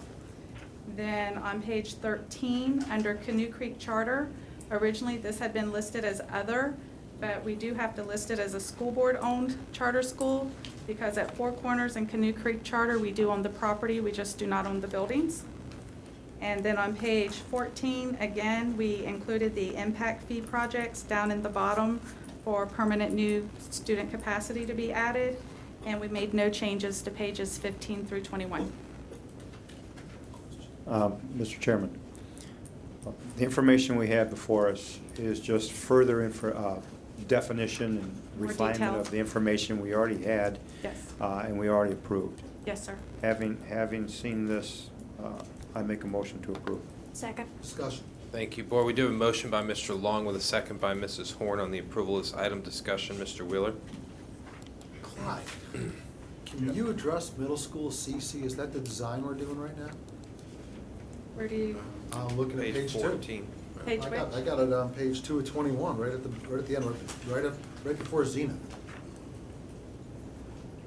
All right, page 2 of 21. If you go to that where it says locations, all Okay. the way to the end, right before Zenith. What they do, that's actually West Side School K-8, and then behind it, that was its original construction name, Middle School CC. Okay, I okay, did ask okay. the state, we tried to take that out. Okay. And they said that was the way it was entered years ago, and it will always forever carry forward That's that way. fine, okay. Okay. I just thought it was a new middle school that I didn't know about.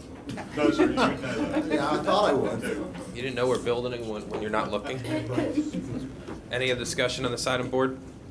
We appreciate y'all working with us. Thank you. Hearing, seeing none, all those in favor, please indicate by stating aye. Aye. Opposed, no. The motion does carry 5-0. Board, that moves us through the consent agenda items that were pulled. We are at information items. It's only the monthly Business Advisory Board meeting.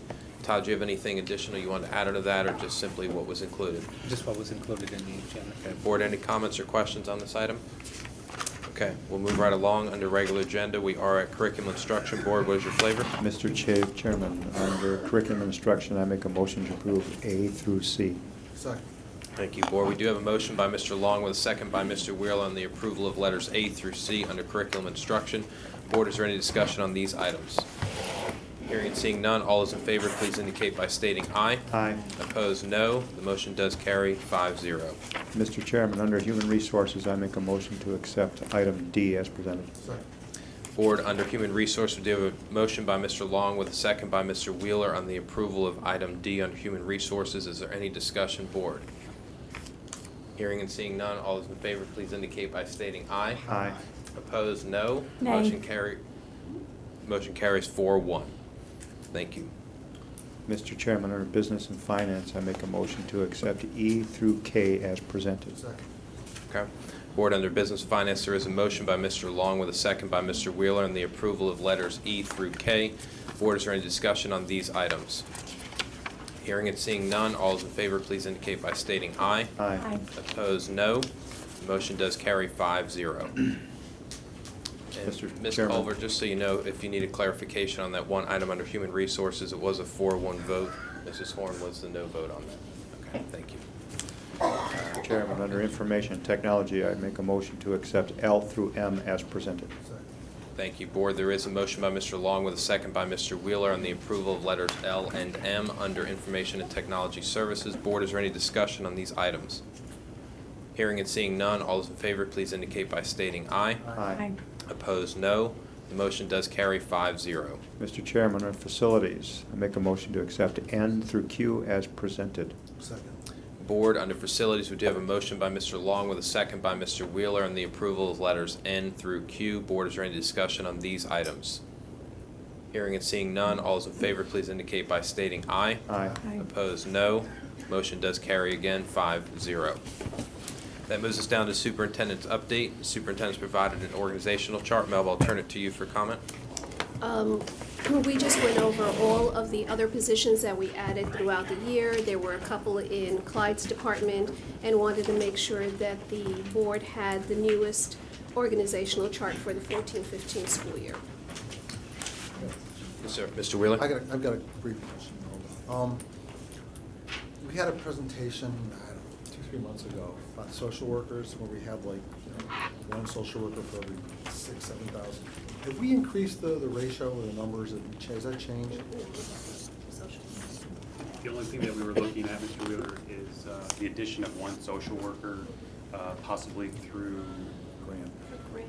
grant, and we're waiting to hear about that grant. I guess, and as long as we're talking about that briefly, I mean, for social workers and school psychologists, I mean, we've got great people, but they're stretched very, very thin.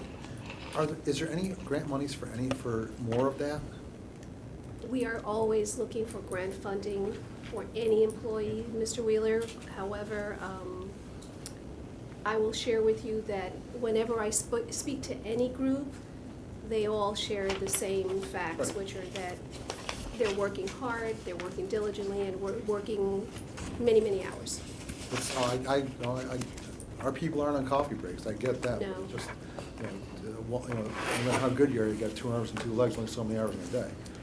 Okay, thank you. Thank you. I can assure you that if there's a grant opportunity out there, Elizabeth Lane is on it.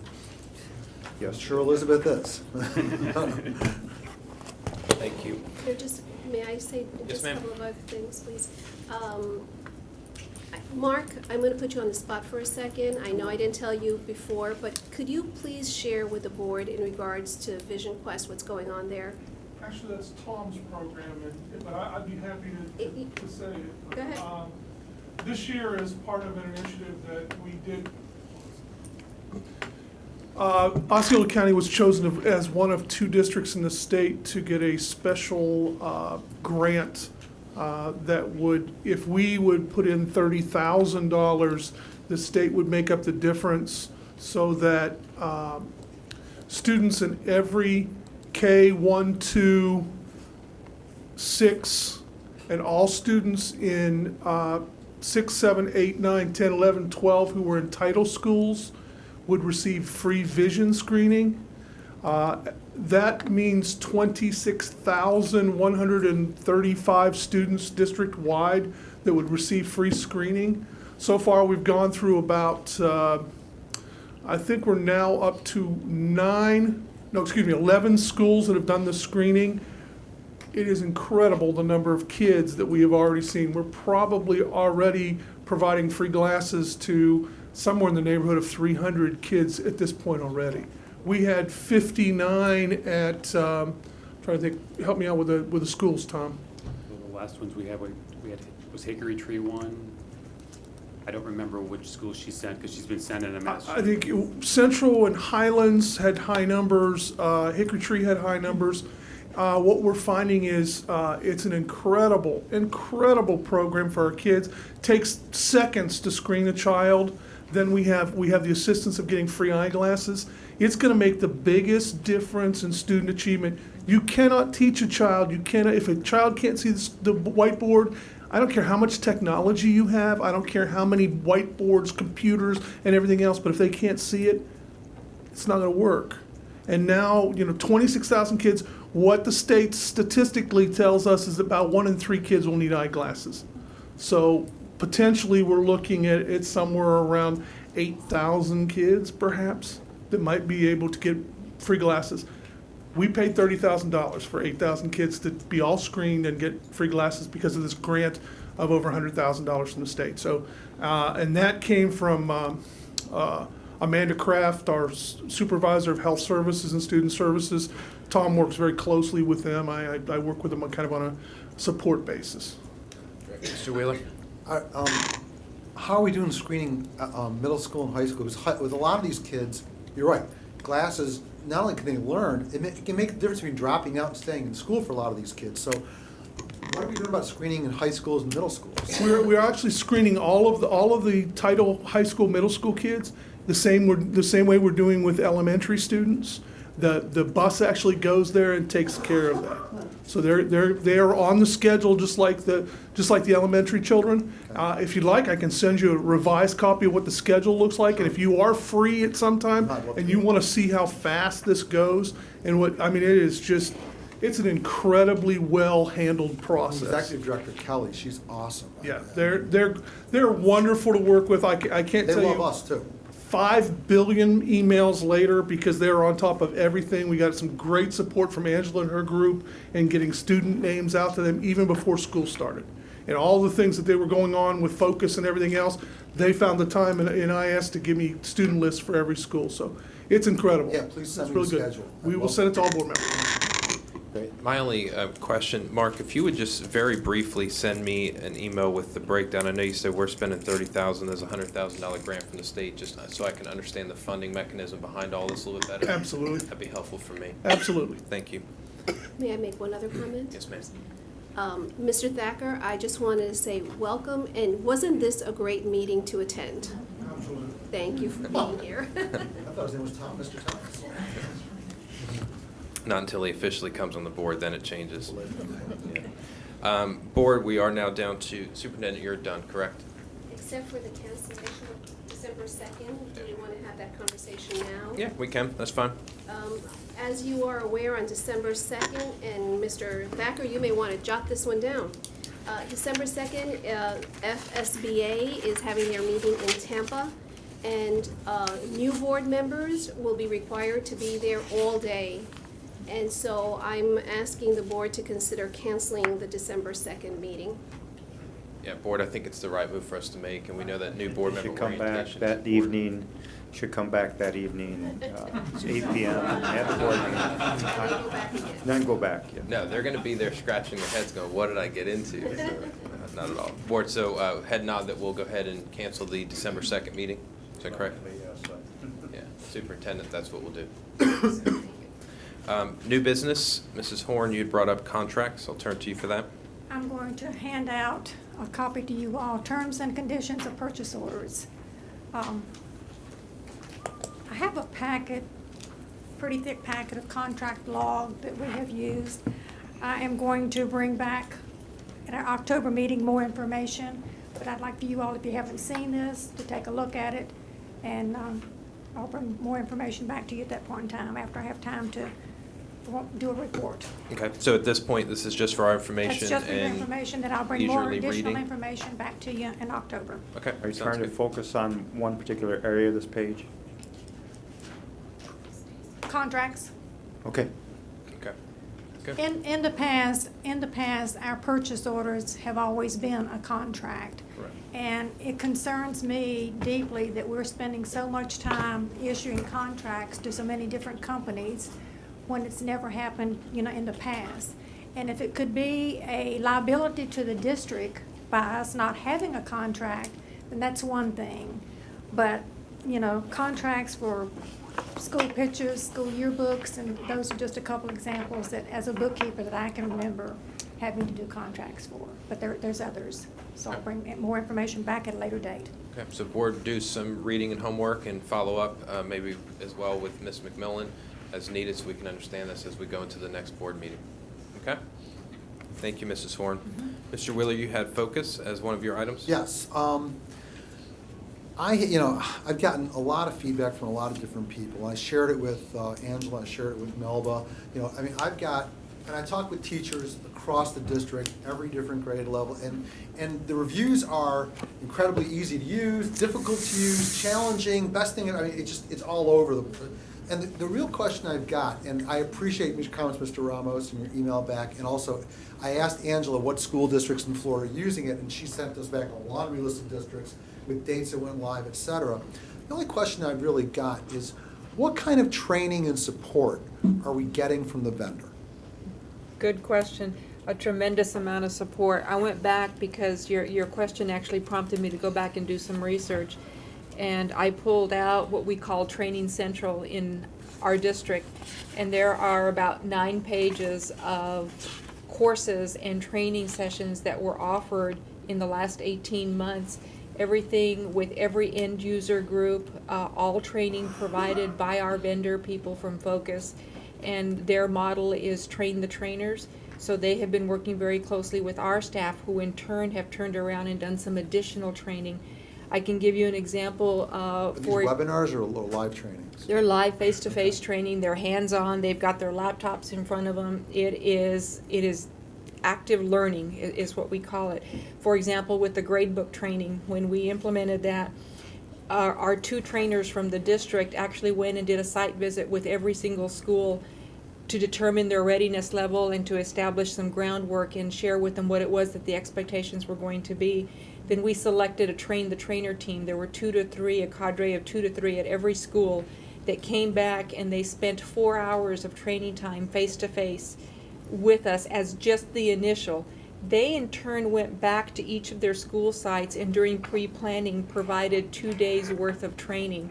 Not 2 days, 2 hours during the time of the teachers coming back, totally dedicated to just getting started with the gradebook. We are now in the process of scheduling follow-up training for those cadres of trainers because we know that we're ready for level 2. Level 1 training was simply open the door, get started, and level 2 now is going to be how do we sustain what we learned initially, along with how can we develop some more support modules built within our training plan that we have. Training is ongoing and continuous. I've got 2 follow-up questions. Number 1, are these trainers who are being trained, the trainers, so to speak, at each school site, there's probably 1 or 2, are these people getting any kind of supplement for that? No, sir, they're not. Okay, that's They're number all 1. doing it on a volunteer Number 2, basis. At either the district or the vendor level, is there a focus help desk or number that people can call when they get stumped or they run into something? Yes, there is. It's a 2-tiered level of help that we have set up. The first is right here internally. We work with, you go to your trainers at your school. When your trainers at the school can't handle it, we ask the trainers to call our district experts. Okay. And we have several of those, depending on what area we're talking about. The district trainer will work with those experts in the schools or the trained cadre What happens on a day so when that the we ex- don't what- have. What happens on a day when the expert's not at school and somebody needs help? They can call directly to our desk Okay. here. They Okay. call to our support staff. When our support staff can't solve the problem immediately, we go to level 2, and level 2 is the help desk that is established by the vendor. And that is, there are specific individuals in the district who have accounts and can submit heat tickets to get some assistance. Also, our vendors have been absolutely phenomenal. They are here. In fact, if you walk down the hall, she's sitting in there still working with our staff tonight because we needed some additional training as we were moving forward with class size. So she's doing that. She's helping them answer some of the questions on, we're still ironing out some of the registration to make sure that students are in the right classes so that when we tabulate FTE, which is coming up around the corner, and when we tabulate class size, we're actually tabulating accurate information. So they're here all the time with us. Let me ask another question, and I appreciate the input. When there's a maintenance issue, somebody files a maintenance work order and it gets logged in, are we tracking these requests for help from Focus so we can see maybe there's a pattern? I mean, I don't know. I just know that, like, I asked dozens of teachers, I got different responses, all over, everything all over the board.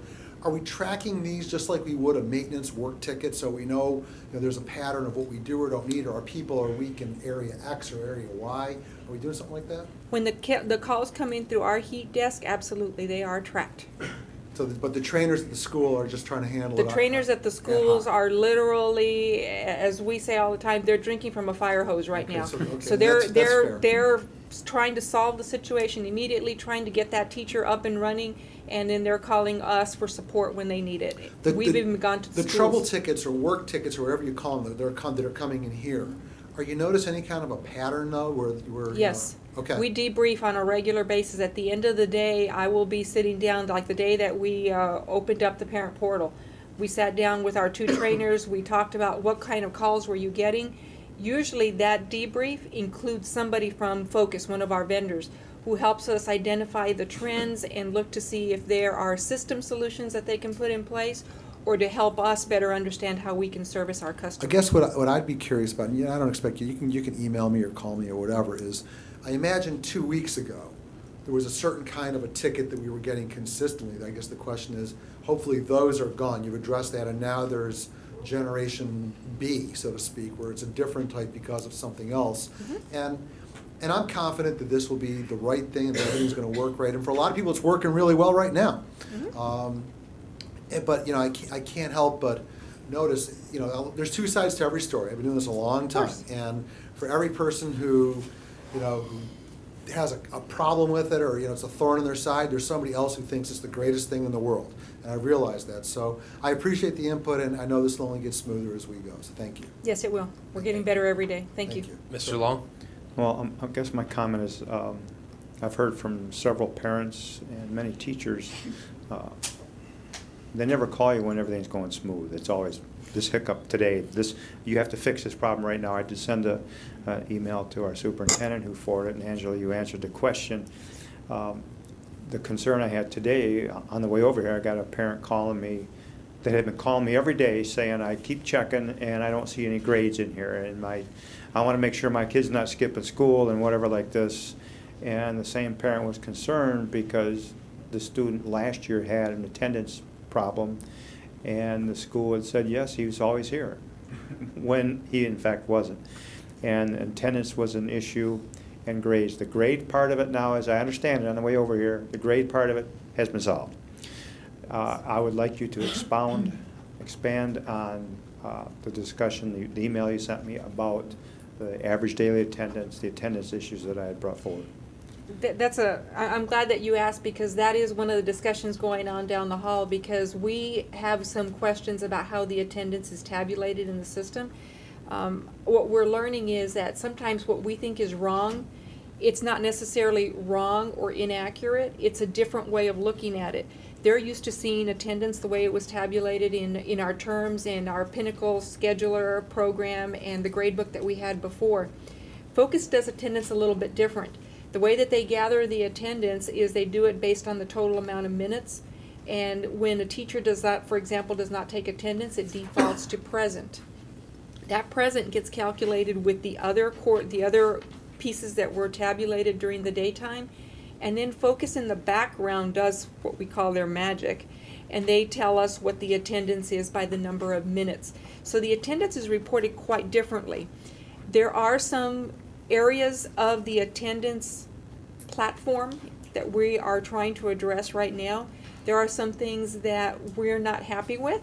For example, we have to define what we consider a full day of attendance. If a student is there for 7 periods, that's a full day of attendance. If the child is there for 6 periods and missing for the 7th period, do you want to call that a full day of attendance? So there are some of the programmatic rules, and that's what they're working on in there right now, so that they can present to us what some of those options are, so that we can take them back before the leadership team to make some decisions. We'll turn around and put that programming in. It is our goal that when we release report cards coming up real soon, that attendance will reflect accurate attendance. My concern is one student doesn't like one particular class or one particular instructor, so likes the rest of the day or most of the day and goes to all that, but consistently misses this one class. And from one parent, this is a very important class, needs it to graduate, and what's going on? They're bugging me. I'm saying, well, why are you calling me? Have you contacted the principal, the teacher? Have you questioned your own student? So. That truly is the best place to forward a Right. question of that nature, is right back to the school. But do know that we are working on establishing those parameters for what we define as attendance. We've also made some additional requests for some changes in the way that the attendance renders in the parent portal, as well as the student portal, and ultimately in our progress reports and report cards. Okay, thank you. Thank you, Mr. Long. Board, any comment or any further comment or question on this item? Okay, Mr. Willie, you also have hydration for athletes? There was an incident that took place this weekend with a high school cross-country meet, and it was a student athlete, and I'm not going to I'm not pointing fingers at anybody, at school, student, et cetera, but Ryan did call me, he addressed it. The only thing I want to make clear is that at all of our high schools, we got these students.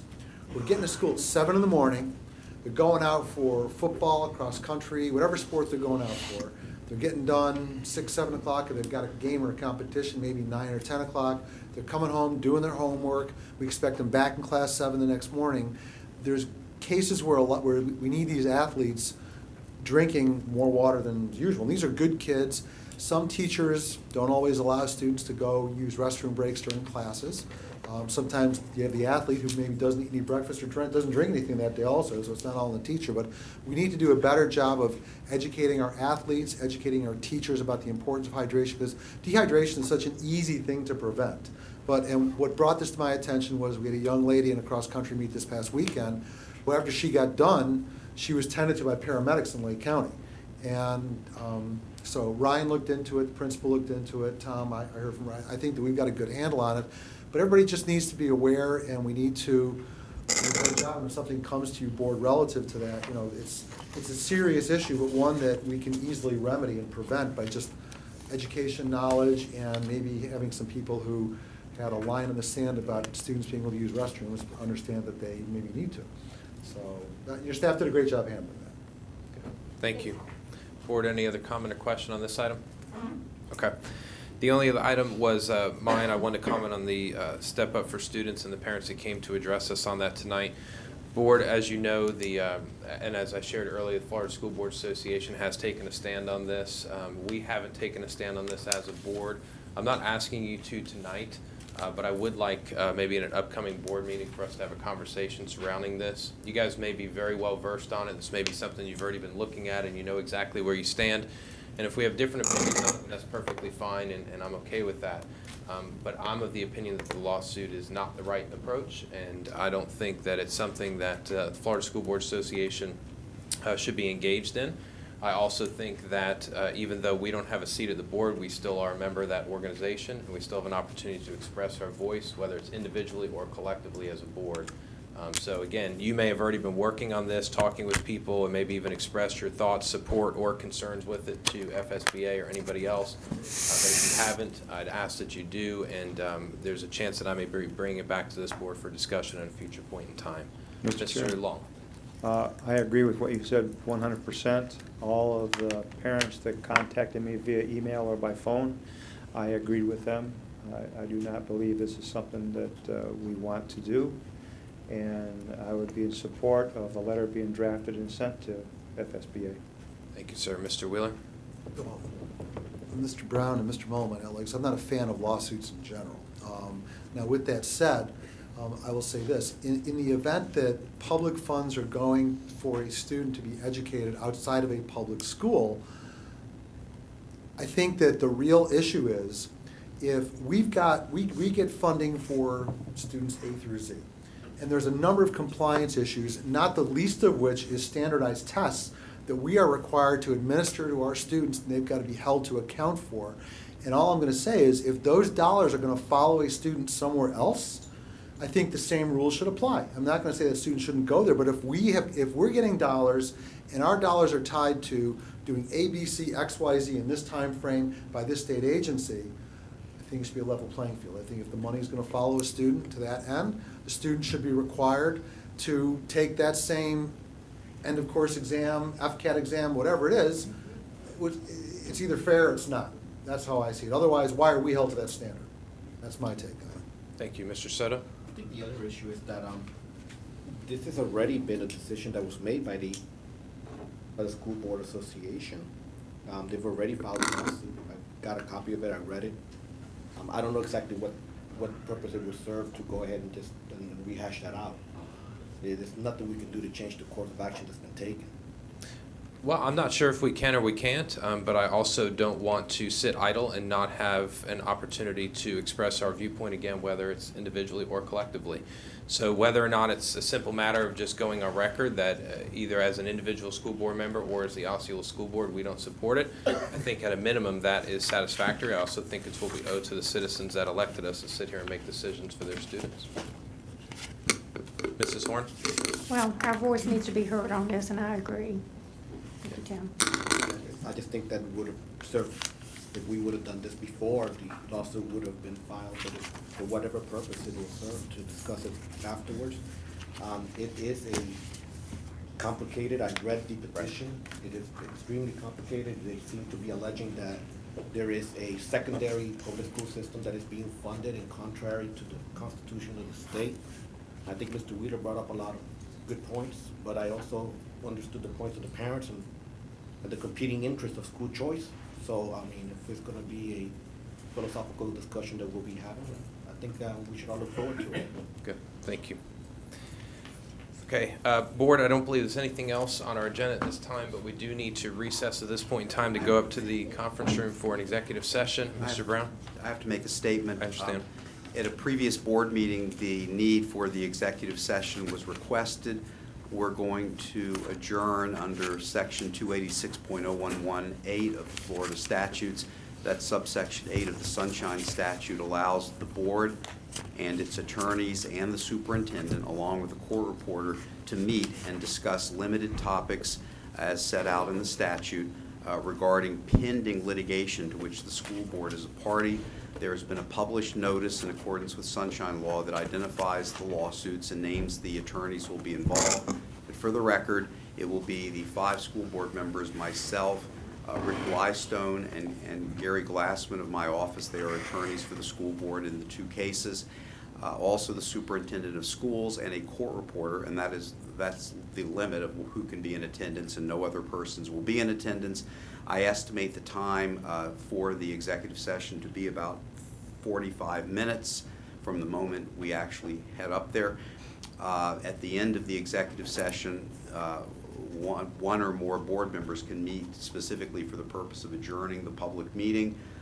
We do have a placeholder on the agenda in case there's some action, which I don't anticipate. I don't anticipate any action because of the stage at which these lawsuits are currently situated. So probably will just be an adjournment following the executive session.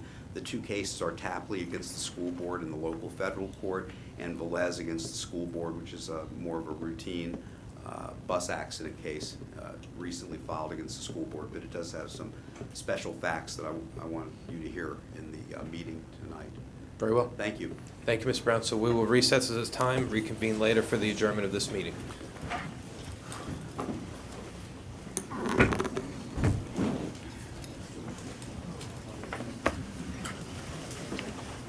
Have a good evening, sir.